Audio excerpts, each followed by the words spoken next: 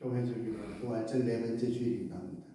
오늘 우리 교회 강단에 조영원 목사님, 장로님, 전도사님 말씀 전해주시겠습니다. 우리 교육부가 없는 지금 어린이 주일 예배를 드리면 우리의 마음 쓸쓸하기 짝이 없어요. 그러나 하나님께서 다시 우리 가정에 귀한 생명을 주시고 교회 어린 생명들의 찬양 소리가 뛰어노는 소리가 넘치는 그날을 기대합니다. 우리 조영원 전사님께서 말씀하실 때 여러분 말씀에 많은 은혜를 받으시기를 바랍니다.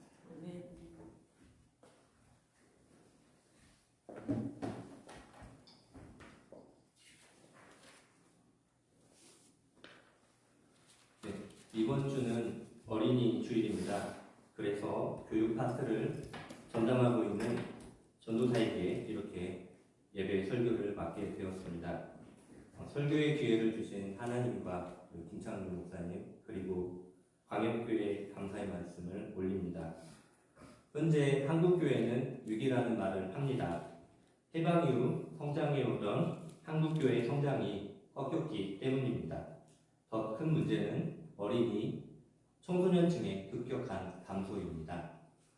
인구주택 총조사에 따르면 1985년 개신교 인구는 649만 명이었는데요. 그중 19세 이하의 숫자는 244만 명이었습니다.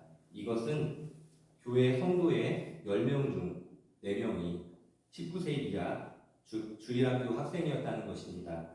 그러나 2005년 전체 개신교 인구는 860만 명으로 크게 증가합니다.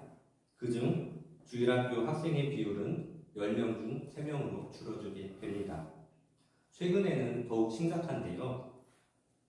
기장총회 통계에 따르면 2015년에서 2017년 3년 사이에 전체 주일학교 숫자가 20%가 줄어들었다고 합니다.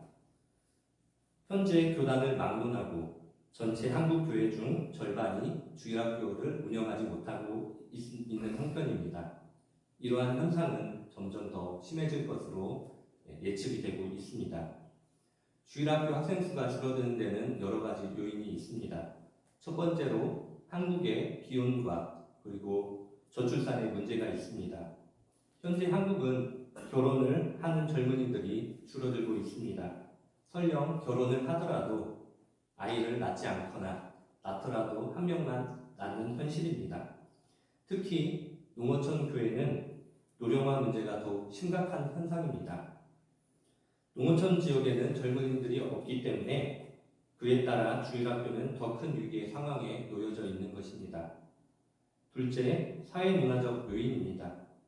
과거에 교회는 아이들이 만족할 만한 그런 프로그램들이 많았지만 미디어 환경의 발달로 지금은 굳이 교회에 오지 않더라도 즐길 수 있는 놀이문화가 넘쳐납니다. 세 번째로 이게 가장 중요한 것 같은데요. 무엇보다도 우리 친구들이 너무 바쁩니다. 무한 경쟁 체제 속에서 살아남기 위해 우리의 자녀들은 주말에도 항상 바쁩니다. 점점 학년이 올라갈수록 주말에도 학원을 다니는 비율이 증가합니다. 특히 시험 기간이 되면 고등학교 등으로 교회에 나오지 못하는 경우가 매우 많습니다. 교회 학교 세대는 미래교회를 이끌 심장과도 같은 존재입니다.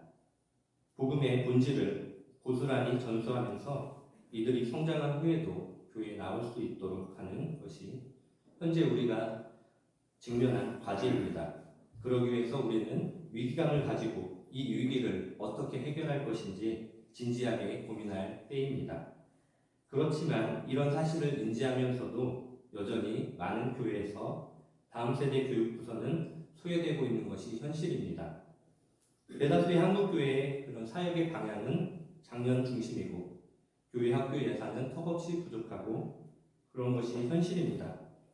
교회의 무관심 속에 교회 학교 교사들의 헌신도 떨어지고 교사 구하기도 쉽지 않다는 이야기를 합니다. 그렇기에 현장 교회와 목회자의 인식 변화가 필요하지만 새로운 시도는 미뤄지기 일쑤입니다. 이에 대해 총신대 함영주 교수는 목회 교육에 대한 담임 목사의 철학 부재가 교회 학교 쇠퇴의 주요 이유라며 한국교회 회생을 위한 골든타임은 지나갔지만 남아있는 실버타임에는 컨설팅, 연계교육, 커뮤니티 구성 등 실질적인 대안들을 성취해가면서 교회 학교가 변모해야 한다고 이렇게 역설했습니다. 빠르게 변화하는 시대임에도 여전히 70년대, 80년대 교육 프로그램을 고수하는 교회들도 적지 않습니다. 시대의 변화에 발맞춰 새로운 프로그램들을 개발하는 노력들이 필요할 때입니다. 그러나 그 중심에는 어린이들의 그런 영적 성장이 이루어질 수 있도록 그 중심에는 성경이 꼭 있어야 할 것입니다. 저희 광영교회는 다른 교회와는 좀 차별되는 그런 특색 있는 예배를 드리고 있습니다. 바로 전교인이 함께 드리는 예배를 하고 있다는 것인데요. 저는 광영교회에서 전교인이 함께 드리는 예배가 시행되기까지 당시 광영교회가 처했던 현실적인 문제들에 대한 치열한 고민들이 있었고 또 그것을 통해 나온 결과물이라고 저는 생각을 합니다. 전교인이 함께 드리는 예배의 형식은 기존의 유치부, 주일학교, 중고등부로 이어져온 주일학교 시스템에 대한 반성에서 나왔습니다. 오히려 상급 학교에 올라갈수록 교회를 이탈하는 젊은 층은 점차 증가하고 있습니다. 이러한 현상에서 저는 한국교회의 연령별 교육 방식이 오히려 개교회의 공동체성과 그에 소속된 사람들 간의 유대감 형성에는 불리하게 작용했다고 생각을 합니다. 비슷한 연령대의 또래들끼리만 예배를 드리다 보니 어린이와 성인은 주일날 같은 건물 안에 있지만 정서적으로도 그리고 육체적으로도 분리된 채 자기들만의 공동체를 형성하는 것이지요. 이후 어린이 청소년들은 성인이 된 후 성인 예배에 참석하지만 그 예배는 이전에 자기들끼리 드렸던 예배와는 다르다는 것을 알게 됩니다. 앞에서 언급한 것처럼 교회와 예배의 중심은 장년층에게 맞춰져 있기 때문입니다. 특히나 세대 간 차이와 갈등이 심각해지는 현대 사회에서 교회의 일원이라는 공동체 의식의 약화는 젊은 층의 교회에서의 분리와 이탈이라는 결과를 낳고 있는 것입니다. 불교의 법회, 특히 천주교의 미사는 전 연령이 같이 드리는데 오히려 젊은 층의 이탈이 우리 개신교보다 덜하다는 통계 결과는 앞서 언급한 공동체 의식과 관련이 있다고 보여집니다. 우리 교회 주일 학교에는 우등생이 2명 있습니다. 바로 수연이와 지우입니다. 이 2명의 친구들에게 주일 예배는 어떻게 와닿을까요? 첫째로 대예배 설교는 어려울 것입니다. 설교의 대상자가 어른이기에 아직은 어린 친구들에게 어렵게 느껴질 것이고 그 내용도 이해가 잘 되지 않을 것입니다. 두 번째로 예배가 길게 느껴질 것입니다.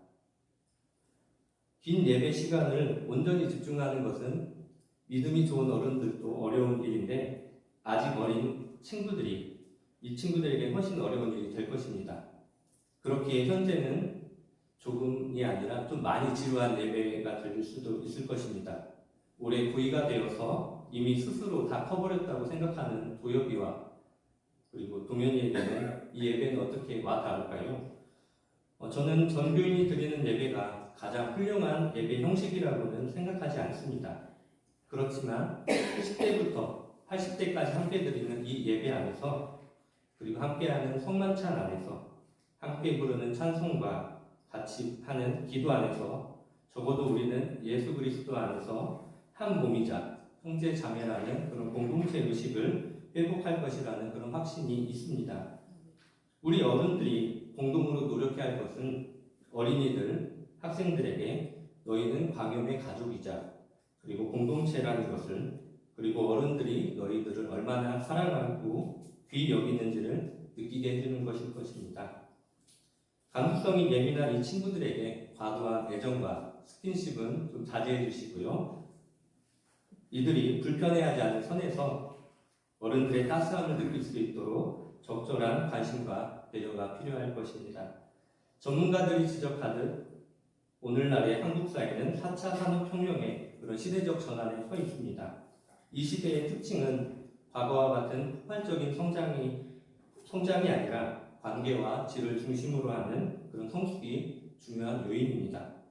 따라서 성장에 포커스를 맞출 것이 아니라 한 영혼이라도 귀히 여기는 마음으로 성숙의 방향성을 잡아야 할 것입니다. 우리 교회 역시 주일학교 학생 하나하나가 잘 성장할 수 있도록 최선을 다해야 할 것입니다. 제가 드린 이 말씀은 그저 현대 교육학의 내용이 아닙니다. 이것은 성서에 있는 예수님의 말씀을 현대적으로 풀어낸 것에 불과합니다. 오늘 본문인 마태복음 19장 13절에서 15절의 내용은 예수님께서 어린이들을 어떻게 대하셨는지에 대해 잘 보여줍니다. 오늘 본문은 우리가 어린아이와 관련해서 가장 많이 들어본 본문일 것입니다. 본문 13절은 사람들이 예수께서 안수하고 기도해 주심을 바라고 어린아이들을 데리고 오매, 어린아이에 대해 마태는 7세 이하의 작은 아이들을 뜻하는 파이디아라는 용어를 사용했고요. 누가는 신생아, 유아를 가리키는 브레페라는 말로 이 일을 기록하고 있습니다. 이 일을 종합해 본다면 그때 많은 사람들이 예수께로 나아왔는데 그 중에는 부모의 손에 이끌려온 그런 아이들도 있었고 또 더러는 더 어린 아이들이겠죠. 부모님의 품에 안겨 있거나 업혀서 온 아이들도 있었던 것으로 보입니다. 예수님 당시의 사람들은 자신의 아이들을 랍비들과 장로들에게 데리고 가서 안수라는 관례적인 방법을 통하여 그들이 축복받게끔 하였습니다. 그 당시 사람들은 성직자가 기도해 주거나 아니면 그 옷자락이라도 만지면 좋은 일이 생길 것이라고 생각했었습니다. 아이의 부모들은 사랑하는 자식들이 예수님의 손길을 한 번이라도 받기를 간절히 원했던 것이지요. 오늘 본문을 통해서 아이를 사랑하는 부모의 마음은 시대에 상관없이 한결같음을 우리는 알 수 있습니다. 그런데 이 부모들을 향해 제자들이 꾸짖습니다. 여기서 꾸짖다는 원어의 의미는 책망하다, 경고하다는 의미로 매우 엄하게 말했다는 것을 뜻합니다. 그런데 이때 제자들이 꾸짖은 대상은 어린아이들이 아니라 그들을 데리고 온 자들, 즉 부모들이었습니다. 왜 그랬을까요? 그 당시 예수님을 따라다니며 고침받고 축복받기를 원했던 자들이 참 많았습니다. 그때는 성인 남성 중심의 사회였기에 제자들 역시 고침을 받고 축복받는 순서는 남성인 어른들이 먼저이고 그 다음이 여성이나 아이라고 생각했던 것이지요. 고대부터 어린이는 위성숙하고 모자라 하나의 인격체로서 그런 존중의 대상이 아니었습니다. 불과 얼마 전까지만 해도 어린이는 부모에게 속한 구속물 내지 재산이었고 그 아이가 어느 정도 자라게 되면 노동력 착취의 대상에 불과했습니다. 1960년대, 70년대 우리 한국 경제의 고도 성장기 뒤에는 수많은 어린이, 청소년들이 학교 대신 농사를 짓거나 공장에 갔었습니다. 21세기에도 제3세계에 있는 수많은 어린이들은 학교 대신 커피 농장, 바나나 농장, 가죽 공장 등에서 여전히 노동을 하고 있는 현실입니다. 현대 사회보다도 어린이가 경시되었던 2000년 전의 예수님은 오늘 우리에게 놀라운 이야기를 하고 계십니다. 세번역 성경으로 제가 14절의 말씀을 읽어드리겠습니다. 어린이들이 내게 오는 것을 허락하고 막지 말아라. 여기서 막지 마라의 그 원뜻을 보게 되면 강한 부정의 뜻을 내포하고 있습니다. 즉 예수님께서는 제자들에게 그들을 제재하는 일을 당장 그만두어라. 그들을 절대 막지 말아라. 이런 뜻을 지닌 것이지요. 이 말씀은 저에게 좀 의미심장하게 들립니다. 어른들이 만들어오는 구조, 어른들이 만들어오는 사회가 우리 아이들이 꿈과 희망을 가지고 예수께로 나가고자 하는 것을 막고 있다면 그것을 막지 말아라는 그런 선포로 들렸기 때문입니다. 이어 하신 예수께서 하신 말씀은 더욱 놀랍습니다. 하늘나라는 이런 사람, 즉 어린 아이들의 것이다 라고 선포하신 것입니다. 그리고 15절에서 예수께로 나온 아이들에게 안수해 주십니다.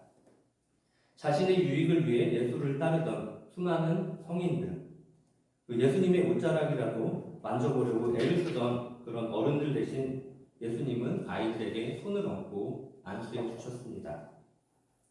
우리는 교회 내에 존재하는 그런 계급 구조를 알고 있습니다.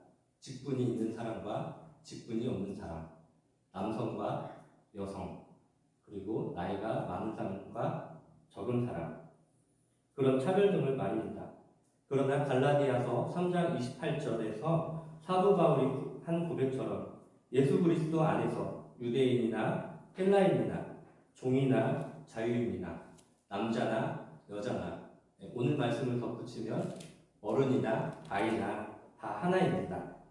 오늘 본문에서 예수께서 당시 사회에 마련했던 성인 우대보다 아이들을 귀히 여기신 것은 어린이 역시 성인과 동등한, 이미 하나님의 형상을 소유한 한 명의 소중한 인격체임을 우리들에게 알려주시기 위함이 아니었을까요?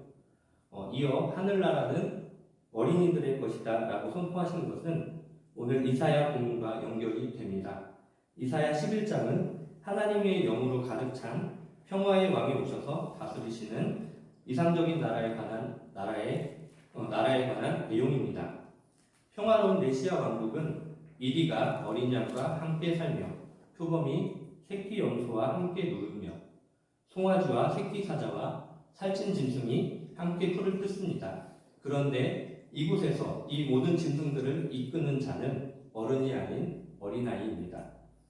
이사야서가 쓰여진 시대적인 배경, 즉 식민 지배 체제 하에 있던 이스라엘인들에게 이리, 표범, 사자는 자신들을 억압하던 권력 구조의 지배층 내지 왕들을 상징합니다. 이에 반해 새끼 염소, 송아지, 살찐 짐승, 아이는 피지배계층 내지 약자들을 상징합니다. 그 중에서 어린이는 가장 약한 존재입니다. 혹시 동물의 왕국을 보신 적 있으신가요?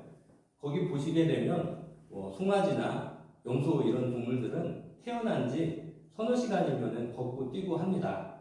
그에 반해서 인간의 아이는 낳은 후에 적어도 한 4, 5년은 부모 품에 있지 않으면 곧 죽게 되는 가장 약한 그런 존재입니다. 적어도 부모의 품을 떠나선 아무것도 할 수 없는 약한 존재가 바로 어린 아이인 것입니다. 그 약한 어린이가 사회 지도자가 되는 나라, 이것이 성서에서 말하는 하나님 나라입니다. 악한 어른들이 만든 인간 세상을 떠올려 보십시오.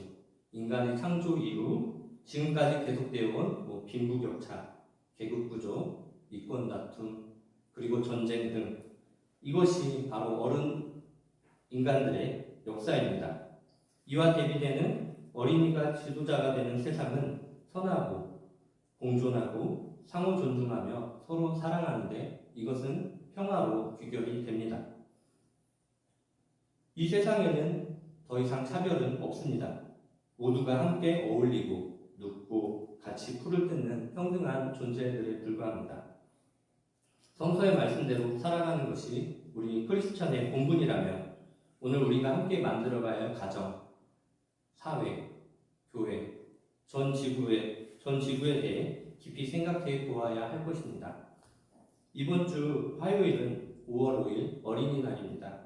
어린이날은 오늘날의 어린이날이 너무나 상업화되어 어린이날이 되면 선물을 준다던가 어디론가 놀러 가야만 할 것 같습니다.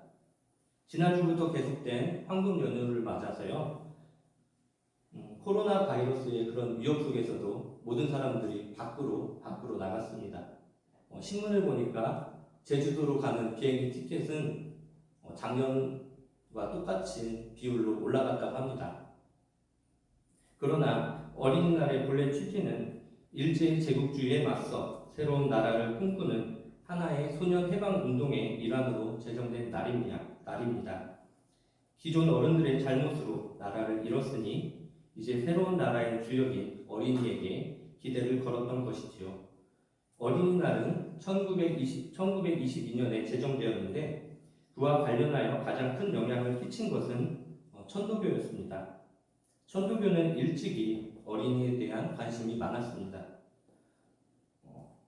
어린이날이 제정되기도 훨씬 이전이었던 1880년대에 천도교의 제2대 교조였던 최시영 선생님께서는 어린이를 때리는 것은 한울림을 때리는 것과 같다고 이런 말씀을 남기셨습니다. 이것이 이어진 것이 제1회 어린이날 기념식에서 김기전 선생은 소년운동 선언을 발표합니다. 첫째, 어린이를 재래의 윤리적 압박으로부터 해방하여 그들에 대한 완전한 인격적 대우를 허하게 하라. 둘째, 어린이를 재래의 경제적 압박으로부터 해방하여 만 14세 이하의 그들에 대한 유상의 노동을 폐하게 하라. 셋째, 어린이 그들이 고요히 배우고 즐거이 놀기에 족한 각양의 가정, 사회적 시설을 행하게 하라. 이 선언문은 국제적으로 어린이 인권에 관한 제네바 선언이 나오기 한 해 전에 나온 어린이 인권 선언서였습니다. 저도 이번 설교를 준비하면서 알게 된 사실이었지만 아동 인권에 대해 서양에 비해서도 앞서 나갔던 그런 우리 선조들의 그런 위대함을 다시 한번 깨달을 수 있었습니다. 이후 어린이가 누려야 할 모든 권리를 담은 UN 아동 권리 협약이 1989년 선포되었고 현재는 전 세계 196개국이 이것을 지키고 있습니다. 저희 나라도 마찬가지죠. 마지막으로 어린이날을 맞아 소파 강정환 선생님의 어록을 몇 개 소개해드리고자 합니다. 첫째, 어린이는 어른보다 더 새로운 사람입니다. 둘째, 어린 사람에게 경어를 쓰시되 늘 부드럽게 대하여 주십시오. 셋째, 어린이를 절대 윽박지르지 마십시오. 넷째, 어린이를 내려다보지 마시고 쳐다보아 주십시오. 다섯째, 어린이를 어른보다 더 높게 대접하십시오. 어른을 뿌리라 하면 어린이는 싹입니다. 뿌리가 근본이라고 그 위에 올라앉아서 그 싹을 내리누르면 그 나무는 죽어버립니다. 원칙상 뿌리가 그 싹을 위해야 그 나무는 뻗어나갈 것입니다. 이 외에도 좋은 말들을 많이 하셨지만 이 정도만 소개해드리도록 하겠습니다. 오늘 저는 어린이날을 맞아 그 역사와 취지에 대해 성도님들께 설명해드렸습니다.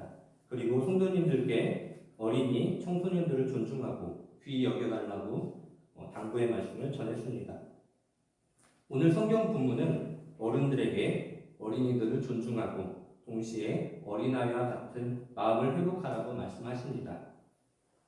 하나님 나라의 지도자는 어린이 또는 어린아이와 같은 마음을 지녀야 될 수 있기 때문입니다. 어린이가 지도자인 하나님 나라는 세상의 나라와는 전혀 다른 나라입니다. 그 안에 속하려는 자들은 예수 그리스도 안에서 차별이 없어야 할 것입니다. 그렇기에 어린이들이 미래 세대라고만 생각하지 마시고 동시에 한몸된 교회의 동등한 구성원이자 주체임을 잊지 말아 주십시오. 교회가 점차 무너져가는 현대 사회입니다. 우리의 신앙 공동체가 지속되려면 어린이들, 청소년들에게 깊은 관심과 사랑을 가져야 할 것입니다. 어린이날을 맞아 우리에게 당면한 과제들에 대해 생각해 보시고 우리 교회 어린이부, 청소년부 활성화를 위해 지금 나는 무엇을 할 수 있을지 그리고 무엇을 해야 할 것인지에 대해 깊이 생각해 보는 광염의 성도님들이 되시길 바랍니다. 잠시